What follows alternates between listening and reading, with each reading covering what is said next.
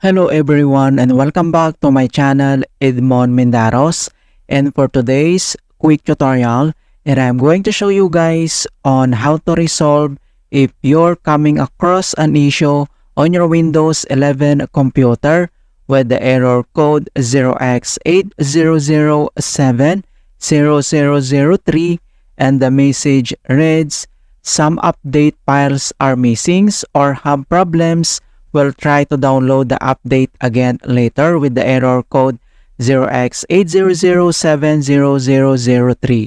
Kung paano ba natin ito i-fix, and without further ado, and let's go ahead. So all you have to do is to open up on a search menu, and dito sa search for apps, so type mo lang dito yung troubleshoot settings, and then i-click mo lang dito yung open. And dito sa troubleshoots and under dito sa options ay kailangan mo lang i-select dito yung other troubleshooters. So click mo lang yan. And dito sa other troubleshooters, under dito sa most frequent ay kailangan mo lang i-select dito yung Windows Update. And dito lang sa right side ay kailangan mo lang i-click tong run. So click mo lang yan. And wait natin na ma-complete yung detecting problems, initializing, and diagnostic process. Okay, so makikita mo na dito na troubleshooting has completed, and the next step na ating gagawin, so close lang natin yan. And dito lang ulit sa search menu, and dito sa search for apps, so type mo lang dito yung services, and then click mo lang dito yung open.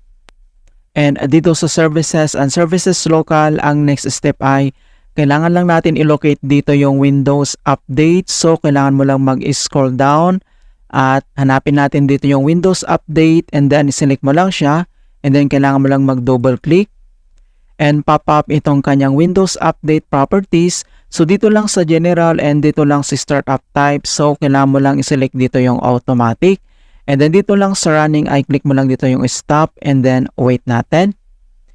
Alright, and then next dito naman sa kanyang service status, and then i-click mo lang dito yung start, and then wait natin. Okay, so after dito, and then i-click mo lang dito yung apply, and then click mo lang dito yung okay.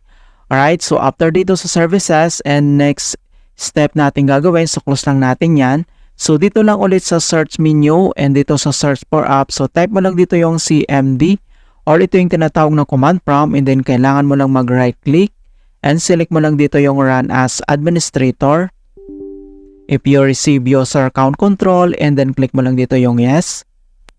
And dito sa administrator command prompt ay kailangan lang natin i-enter yung command keyword na sfc /scan now.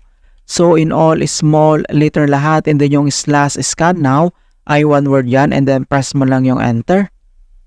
And makikita mo na dito na beginning system scan. This process will take some time. Beginning verification space of system scan. So dito ay kailangan lang natin hintay na ma-complete ang verifications into 100%. And finally, makikita mo na dito na verifications 100% complete. And next step, so close lang natin tong CMD at dito lang sa start menu at kailangan lang natin mag-restart. Okay, so click mo lang ito. Alright, so ganun lang po kasimple on how to fix some update files are missing or have problems with the error code 0x80070003 in Windows 11. And please don't forget to like this video, subscribe to my channel for more quality content. Thank you guys, and see you in my next tutorial.